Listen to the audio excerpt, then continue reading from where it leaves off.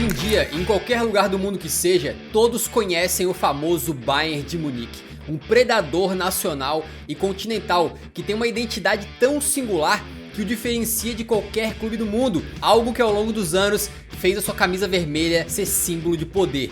Não à toa, comumente recebe imponentes adjetivos, como o poderoso Bayern de Munique, o gigante da Baviera, o rolo compressor da Alemanha. Mas antes disso, havia somente o modesto Bayern de Munique, um clube muito menor do que ele é hoje, até que, como num passe de mágica, surgiram ao mesmo tempo os melhores jogadores da história da Alemanha. Neste episódio da série Times Imortais, você vai conhecer o Bayern de Munique, tricampeão da Champions na década de 70, uma equipe que reinou na Alemanha, na Europa e no mundo.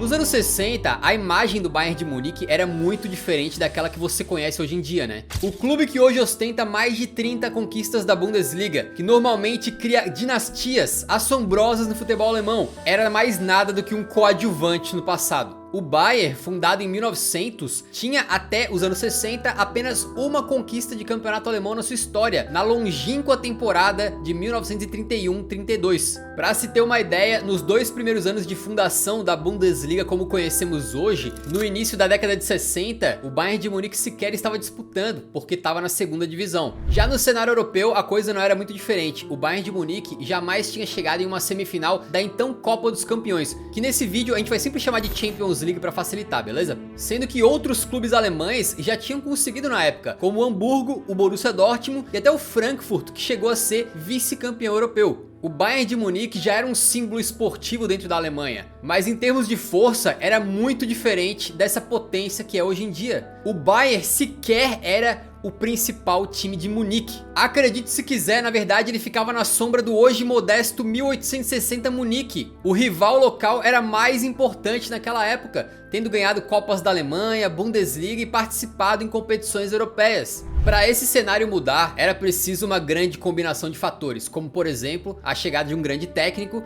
e o surgimento de uma nova geração de grandes jogadores. E foi exatamente isso que aconteceu. Josef Dieter Maier, ou simplesmente Sepp Maier, foi o goleiro daquele Bayern de Munique. O alemão chegou nas categorias de base do clube em 1959 e desde então dedicou toda a sua vida no mundo do futebol a defender apenas o escudo do clube da Baviera, além de também ter se tornado um ícone da seleção da Alemanha Ocidental. Ele se tornou profissional em 1962 e portanto acompanhou o Bayern de Munique desde a segunda divisão até a conquista de tudo que era possível. Mas 2 anos depois, outro jovem surgiria nas categorias de base do Bayern. E esse para se tornar um dos líderes do clube e um dos melhores jogadores de todos os tempos, porque mesmo muito jovem, o cara era especial, nasceu para liderar. E o seu nome era Franz Beckenbauer, um defensor absurdamente técnico e inteligente que jogava na extinta função de líbero. O cara jogou tanta bola que não demoraria para ele receber um apelido que o acompanhou no restante da carreira: Der Kaiser. No mesmo ano em que o Kaiser, o imperador Beckenbauer, subiu para o time principal em 1964, o clube trouxe um jovem e promissor atacante que atuava no Nordlingen. Era a chegada de Gerd Müller, um atacante tão mortal que um dia viria a ganhar a alcunha de Bomba, o bombardeiro, o artilheiro. A união desses 3 jovens alemães foi o ponto de inflexão no surgimento de um poderoso Bayern de Munique, uma sorte geracional tão grande que parece até conspiração do destino. Se em tempos mais recentes a gente cansou de ouvir como o Barcelona teve sorte, entre aspas, de ter visto surgirem ao mesmo tempo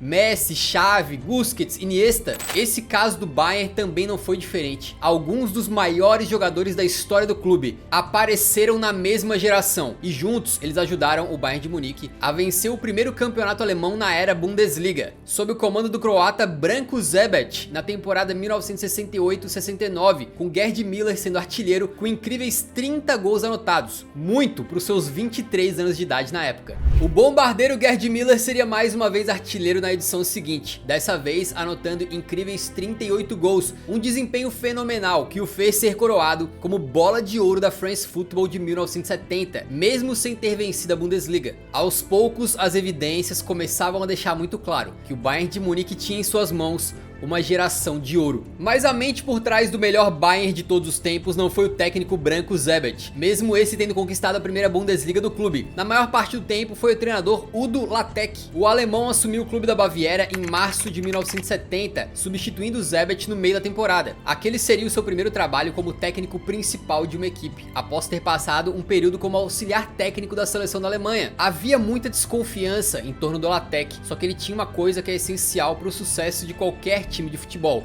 o apoio do grupo. Sepp Maier, Franz Beckenbauer e Gerd Müller, os três líderes da equipe, apoiavam o Lattek, e dizem até que a chegada dele foi justamente uma recomendação, uma indicação do Beckenbauer, que já se sentia com moral suficiente para dar caminhos para o clube seguir.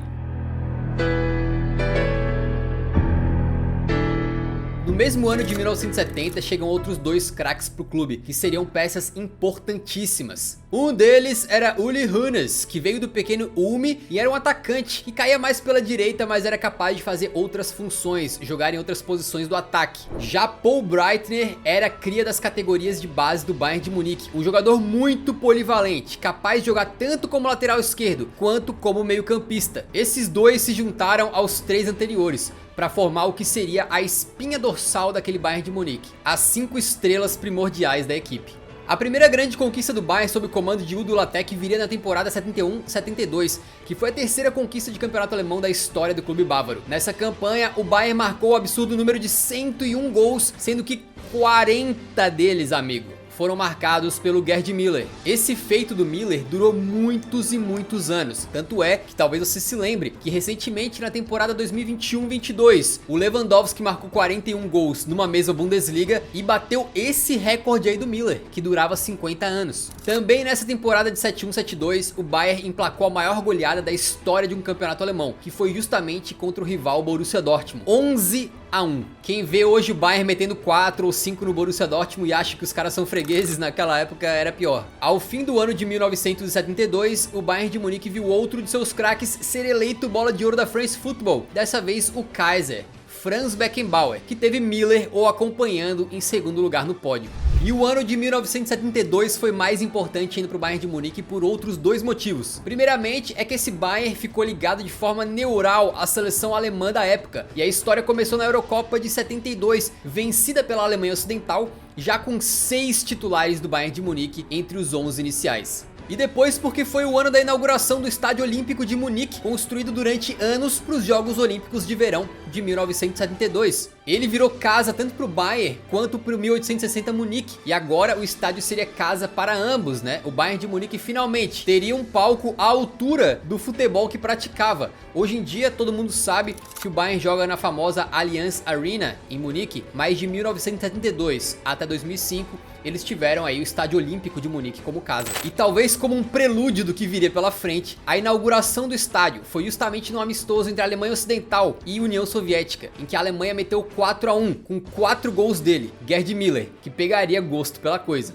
E se você estiver curtindo esse vídeo, considere apoiar o nosso trabalho se inscrevendo aqui no canal. Não custa nada, é só clicar no botão vermelho aqui embaixo do vídeo e você nos dá uma força gigantesca para fazer um mini documentário como esse. A nossa equipe inteira tem um trabalho gigantesco, então se você puder apoiar, ajuda bastante, beleza? Muito obrigado. Naquela época, a Champions League, a Liga dos Campeões, era uma competição justamente entre campeões de cada campeonato nacional. Assim, com o título da Bundesliga de 71-72, o Bayern de Munique de Udo Lattek ganhou a chance de participar então na Liga dos Campeões, e seria apenas a segunda vez na sua história, e quando viriam a ter o seu primeiro teste de fogo no futebol europeu, agora que os caras estavam virando realmente um time muito mais forte. Mas voltando para a Alemanha, em 72-73, o Bayern de Munique conseguiu pela primeira vez vencer a sua segunda Bundesliga de forma consecutiva, tendo mais uma vez em Gerd Müller o artilheiro da competição com 36 gols marcados. Na Champions, avançaram até as quartas de final, deixando para trás Galatasaray e Omonia no caminho, só que nas quartas o buraco foi bem mais embaixo. O adversário era o bicho-papão da Europa na época, o Ajax de Johan Cruyff e do futebol total, bicampeão vigente na Europa naquele momento. Era um confronto de duas escolas distintas e que estava recheado de craques. O Bayern de Lattek com um futebol agressivo,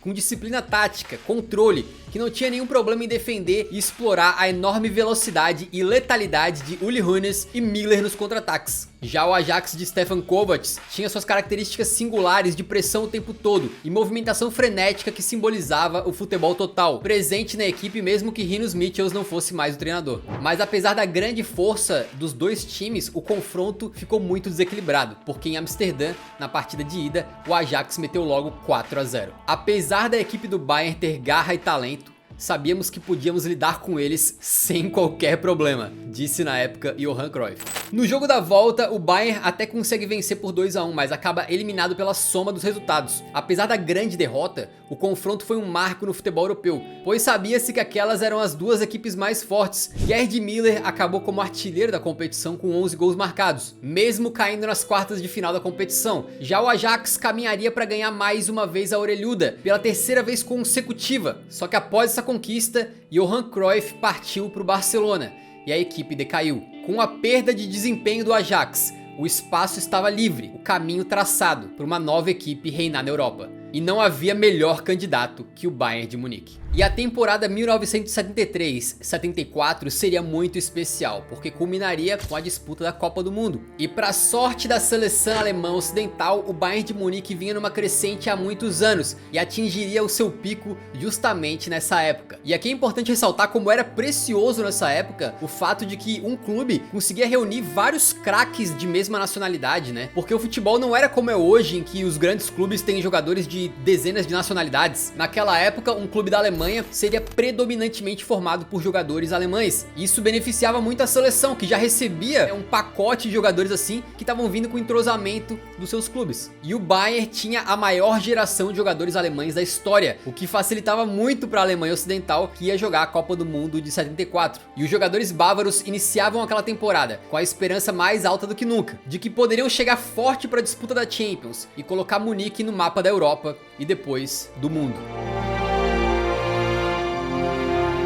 Na Bundesliga, os bávaros tiveram um duelo até o fim pelo título com o forte Borussia Mönchengladbach do artilheiro Jupp Heynckes, aquele mesmo técnico do Bayern de Munique na tríplice coroa de 2013. A disputa foi até a última rodada, com o Bayern se consagrando tricampeão alemão seguido com 49 pontos, apenas um a mais que o Borussia Mönchengladbach. E na artilharia do torneio, a disputa não seria menos acirrada. Gerd Müller e Jupp Heynckes empataram com 30 gols cada um. A equipe de Udo Lattek tinha se consolidado na Alemanha, virado uma potência local, mas ainda faltava dar o próximo passo, que era conquistar a Europa. Na Champions League daquela temporada então, o Ajax acabou sentindo muito a perda do Johan Cruyff e foi eliminado logo na segunda fase para o CSKA Sofia, da Bulgária, e com o Ajax fora da disputa, ninguém tinha dúvida de que o Bayern de Munique tinha caminho aberto para tentar levar o título para casa. Passando pelo Åtvidabergs da Suécia nos pênaltis e depois pelo Dinamo Dresden da Alemanha Oriental, com um incrível 7 a 6 no agregado, o Bayern chegou às quartas de final para enfrentar justamente o CSKA Sofia, que havia eliminado seus velhos algozes da Champions League passada. Mas logo de cara, o Bayern matou a classificação, vencendo o jogo de ida por 4 a 1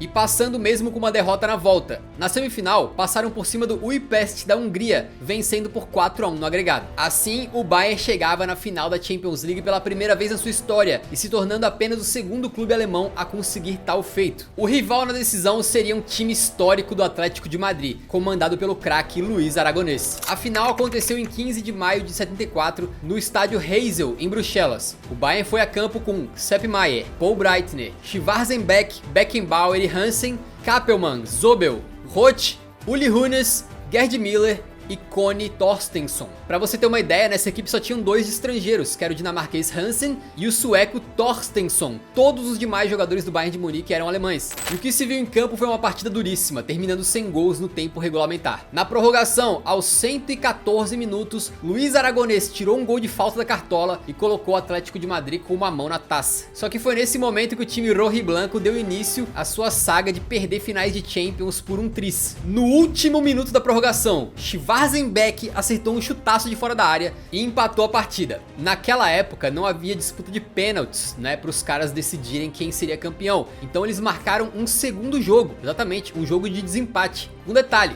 no mesmo estádio e apenas 2 dias depois do jogo de ida, digamos assim. Então, em uma questão de 48 horas, tiveram 2 finais. O Bayern de Munique entrou em campo com a mesma escalação do jogo de ida, e a moral tava lá em cima depois deles terem conseguido arrancar aquele empate no último minuto. Já o Atlético pode ter sentido o baque de ter deixado o título escapar, e o resultado foi um atropelo dos bávaros. 4 a 0, com 2 gols de Uli Hoeneß, um deles gol de placa, e 2 gols de Gerd Müller, um deles por cobertura. O Bayern de Munique estraçalhou o Atlético e foi o primeiro clube alemão campeão da Champions League, e ainda com o bombardeiro Müller sendo artilheiro com 8 gols. E para coroar definitivamente essa geração do Bayern, boa parte dos jogadores iria para a Copa do Mundo de 1974, e quase como se fosse uma revanche, um remake daquele Bayern contra Ajax em 73, a final da Copa foi justamente entre Holanda e Alemanha. Dos jogadores titulares da Mannschaft naquela decisão estavam os bávaros Sepp Maier, Paul Breitner, Schwarzenbeck, Beckenbauer,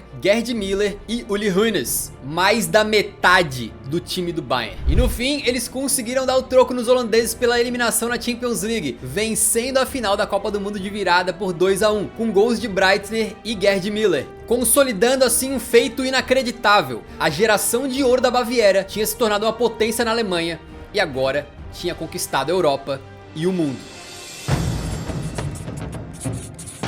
No final de 1974, o Bayern de Munique fez algo que era comum até naquela época. Eles se recusaram a participar do Mundial de Clubes, que era o Intercontinental, e assim cederam a vaga para o Atlético de Madrid, que tinha sido vice-campeão europeu. O clube de Munique, pelo jeito, queria reunir todas as suas forças com o único objetivo de estender o seu reinado na Europa, e para isso fez uma contratação de peso: o craque Karl-Heinz Rummenigge, que chegou para fortalecer ainda mais um ataque que já contava com Müller e Hoeneß. Rummenigge chegou de um pequeno clube chamado Lippstadt e era um jogador alemão extremamente diferenciado, porque driblava com um refino técnico e uma ousadia enorme, além de ser um atacante muito rápido e com faro de gol. Mas em contrapartida a esse reforço, o Bayern de Munique sofreu um baita de um baque, porque o craque da lateral esquerda, Paul Breitner, resolveu sair fora e se juntar ao Real Madrid. Decisão que eu penso que talvez ele tenha se arrependido depois. Na temporada 74-75, o desempenho do Bayern de Munique começou a cair, e assim se encerrou a era o do Latec. Na metade da temporada, ele deu lugar então ao seu sucessor, Dietmar Kramer. Na Bundesliga, o desempenho irregular do Bayern de Munique fez estrago e entregou de verdade o título para o Borussia Mönchengladbach, que foi campeão tendo em Jupp Heynckes o artilheiro da competição, um feito e tanto na era Gerd Müller, né? O Bayern de Munique não conseguiu se recuperar, já tinha perdido muitos pontos na tabela, tanto é que acabou a Bundesliga em 10º lugar. O foco total então passou a ser a Liga dos Campeões, e como o clube era o atual campeão alemão e também o atual campeão europeu, eles já puderam entrar na Champions seguinte, na segunda eliminatória, e foi ali que eles despacharam o Magdeburg da Alemanha Oriental. Nas quartas de final foi a vez de derrubar o Ararat Yerevan da Armênia por apenas 2 a 1 no agregado, hein? Foi apertado.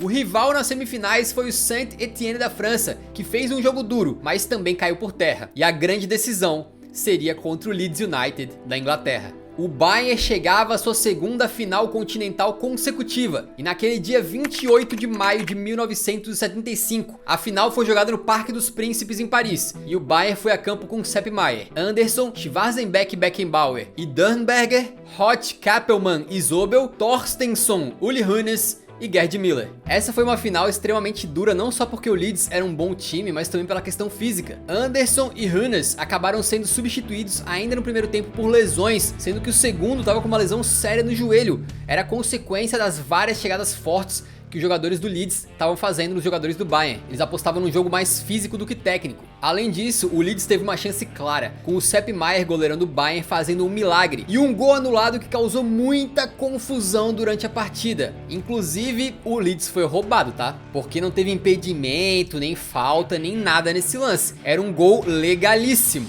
Mas no fim, o Bayern se impôs com um gol de Franz Roth. Aí depois ainda tiraram um torcedor arrastado do gramado assim, antes do Gerd Müller fechar a conta já na parte final da partida, depois de uma velocíssima jogada pela direita. Assim, o Bayern de Munique derrotou o Leeds por 2 a 0, se tornou bicampeão europeu consecutivo, virando apenas o 5º clube a conseguir tal feito. Para variar um pouquinho, né, o Gerd Müller foi artilheiro também daquela edição com 5 gols marcados. E no final do ano de 1975, o Bayern de Munique novamente recusou participar do Intercontinental porque não conseguiu supostamente encontrar datas no seu calendário.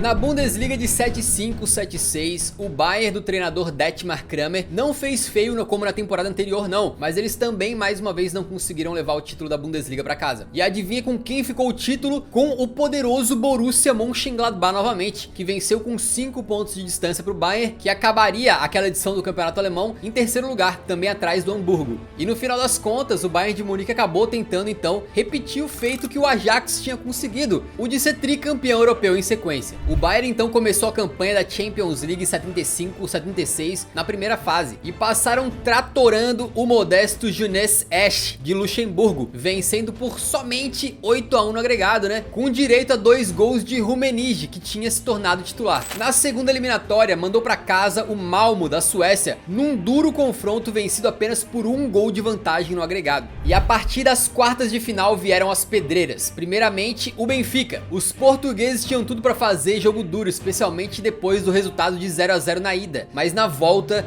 o Bayern de Munique não tomou conhecimento e meteu um sonoro 5 a 1. E é bizarro olhar como naquela época as comemorações eram diferentes, né? O Bayern de Munique tratorando o Benfica na Champions, e olha como é que o Müller comemorou o 4º gol, velho. Na semifinal veio somente o Real Madrid, que tinha eliminado na etapa anterior o Borussia Mönchengladbach, ele mesmo, o clube do cara que terminaria como artilheiro daquela edição da Champions, o Jupp Heynckes. Vocês já viram como o Gladbach nessa época era brabíssimo também, mas nem o maior campeão da competição. Na época o Real Madrid tinha 6 taças da Champions, foi páreo para os bávaros. O Real de Vicente Del Bosque até abriu o placar na ida, aproveitando uma falha bizonha do Horseman. Aí, meu amigo, nem com Beckenbauer na equipe dá pra evitar esse gol aí, né? Mas logo depois eles tomaram um gol do Müller na ida, mais 2 na volta, e pelo 3º ano consecutivo o Bayern de Munique estava no palco máximo da Europa. E dessa vez o rival na decisão seria o Saint-Étienne, da França. O atual bicampeão jogaria mais uma final, e ela foi disputada no dia 12 de maio de 1976, no Hampden Park, em Glasgow, na Escócia. O Bayern entrou em campo com Sepp Maier no gol,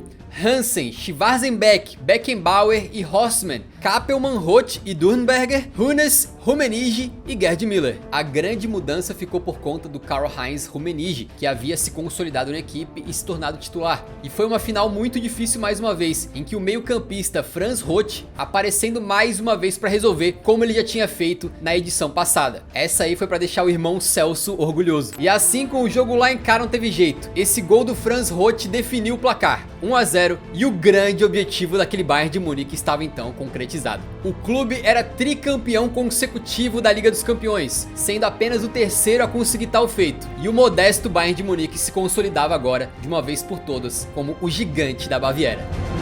O ano de 1976 foi diferente para o Bayern de Munique porque dessa vez eles conseguiram achar ali um espacinho no calendário e foram lá disputar então o Intercontinental. O rival para definir então o campeão do mundo seria o campeão da Libertadores daquela época, que era o Cruzeiro. E essa final foi jogada em partidas de ida e volta, com craques e estrelas dos dois lados, tá? Além dos vários craques do Bayern, que a gente já falou várias vezes no vídeo aqui, pelo lado brazuca, também tinham, por exemplo, Raul Plasman, Nelinho, Zé Carlos e Jairzinho. O primeiro jogo ocorreu no Estádio Olímpico de Munique em 23 de novembro de 76 e o Bayern não desperdiçou a chance de sair na frente, mas foi num confronto duríssimo. 2 gols relâmpagos aos 80 e aos 82 de Kappelmann e Müller deram a vitória ao clube bávaro. A partida de volta ocorreu no Mineirão em 21 de dezembro de 76 e mesmo empurrados por um público insano de 113 mil pessoas, o Cruzeiro não conseguiu furar o bloqueio dos alemães e a partida acabou em 0 a 0. Dessa maneira, não havia mais o que vencer para aquela equipe. O Bayern era dono do futebol no mundo, e além disso eles conseguiram, através dos seus principais craques, estender esse sucesso também para a seleção alemã, que naquela década de 70 esbagaçou todas as competições que viu pela frente.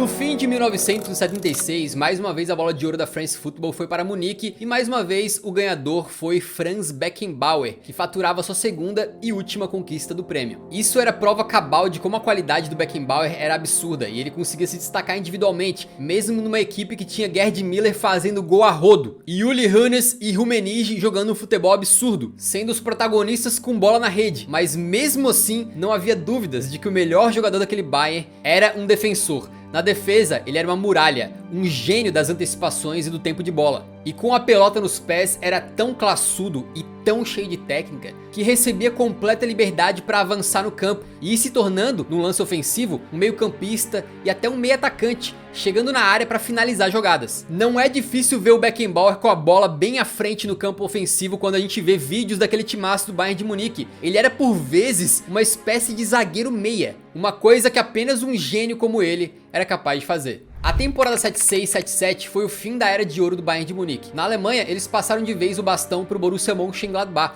Enquanto o Bayern terminou em sétimo na competição, o Borussão foi campeão aí pela terceira vez consecutiva. Na Liga dos Campeões, o Bayern viu seu sonho do tetracampeonato seguido acabar nas quartas de final quando foram eliminados para o Dinamo de Kiev da Ucrânia. Mas vale o destaque que mesmo assim o Gerd Müller faturou mais uma artilharia de Champions League metendo 5 gols. Era uma barbaridade o que esse cara tinha afinidade com a bola na rede. E no fim dessa temporada, o principal líder daquela equipe, Franz Beckenbauer, decidiu encerrar o seu ciclo e assinou com o New York Cosmos dos Estados Unidos, onde se encontraria com Pelé. O Kaiser ainda voltaria para o futebol alemão alguns anos depois para ter uma curta passagem no Hamburgo, antes de voltar para o Cosmos e encerrar a sua carreira. E aí você pensa, cara, uma figurinha carimbada do Bayern de Munique resolveu sair numa época super vitoriosa do clube. Qual que é o motivo, né? O próprio Beckenbauer falou e você vai se surpreender. Fui para os Estados Unidos em 1977 porque queria muito jogar com Pelé no New York Cosmos. Esse tempo ao lado dele foi uma das maiores experiências da minha carreira. Gerd Müller eventualmente também iria para o futebol dos Estados Unidos. Um pouquinho mais tarde, né, ele foi em 79 e jogou pelo Fort Lauderdale Strikers e pelo Smith Brothers, onde encerrou a sua carreira. Uli Hoeneß deixou o Bayern em 78 por uma curtíssima passagem no Nuremberg, mas depois voltou ao clube para pendurar as chuteiras. Ele teve uma carreira muito curta que durou menos de 9 anos. Isso porque acabou sofrendo com diversas lesões no joelho e naquela época a medicina esportiva e outras questões aí envolvendo lesões não era tão avançada quanto é hoje, então esse tipo de coisa costumava ser muito complicada para um jogador conseguir superar e ele acabou encerrando a sua carreira muito jovem, com 27 anos de idade. Já o goleirão Sepp Maier foi um jogador de apenas um clube. Ele defendeu as cores do Bayern do primeiro até o último minuto da sua carreira profissional, que se encerrou em 1980. Com a saída dos principais medalhões, o caminho estava aberto para um novo líder, uma nova referência técnica. E quem assumiu esse posto foi um craque mais jovem daquela equipe, que ficaria depois conhecido como Barão Vermelho, por suas façanhas com a camisa do Bayern. Era ele mesmo, o Rummenigge. Paul Breitner retornou ao clube em 1978 e esses dois juntos, depois de alguns anos de ressaca pós-tricampeonato europeu, conseguiram reerguer o império do Bayern de Munique na Alemanha. Mas como tudo isso aconteceu, talvez seja papo para outro vídeo, né? Depois daquela geração de ouro, o Bayern demorou décadas para voltar a conquistar a Europa. O quarto título deles veio apenas no ano de 2001, mas apesar de tudo, o tamanho e a reputação do Bayern já tinham aumentado de uma maneira que era impossível voltar atrás. A verdade é que aquele time liderado por Müller e Beckenbauer pegou um Bayern modesto, na sombra do rival local, e o colocou no topo do mundo. Fizeram um time desconhecido ser o mais temido. O Bayern, que antes daquela geração havia conquistado apenas um campeonato alemão, lá no início dos anos 30, hoje é bicho papão da Alemanha, vencedor de mais de 30 campeonatos nacionais, e certamente essa contagem vai continuar aumentando muito nos próximos anos. Em 2020, a France Football resolveu montar os 3 maiores esquadrões da história do futebol. Reunindo votos de jornalistas pelo mundo inteiro, a gente pôde ver o reconhecimento a pelo menos 2 craques daquele Bayern. Franz Beckenbauer foi escalado como zagueiro do Esquadrão A, na prática sendo reconhecido como o melhor zagueiro de todos os tempos, enquanto Paul Breitner foi escalado como lateral esquerdo do Esquadrão C, na prática sendo escolhido o terceiro melhor lateral esquerdo da história. E em 15 de agosto de 2021, um dos protagonistas desse vídeo veio a falecer. Gerd Müller morreu aos 75 anos de idade, mas o seu nome vai ecoar para sempre quando a gente estiver discutindo os principais jogadores da história do futebol. O bombardeiro segue sendo com sobras o maior artilheiro da história do Bayern de Munique, com 566 gols, e também o maior artilheiro da história da Bundesliga, com 365 tentos. Müller é até hoje considerado um dos maiores especialistas na arte de fazer gol que o futebol já viu, tendo conquistado o número assombroso de 17 artilharias em sua carreira, com destaque para 7 de Bundesliga e 4 de Champions League. Isso para não falar de uma artilharia toda especial, a da Copa do Mundo de 1970, que ele obteve ao marcar 10 gols, mesmo sendo naquela Copa do esquadrão eterno do tri brasileiro. Hoje, as pessoas veem um Bayern de Munique predador no futebol alemão, que conquista todos os títulos, que compra craques de outros times, que chega na Europa e goleia outras equipes sem dó nem piedade. O Bayern é também um dos clubes europeus com uma das maiores torcidas no Brasil e em vários outros lugares do mundo, que só tende a crescer. O gigante da Baviera é um verdadeiro sinônimo de grandeza no futebol, dentro e fora de campo, e é respeitado e temido por qualquer clube do mundo da bola. E as coisas só são assim hoje, porque um time na década de 70 mudou a trajetória do Bayern para sempre. Uma equipe repleta de craques, de líderes icônicos, que jogavam um futebol feroz e agressivo, que triturava adversários com uma mentalidade vencedora e implacável. Um time que jamais será esquecido. Um time imortal.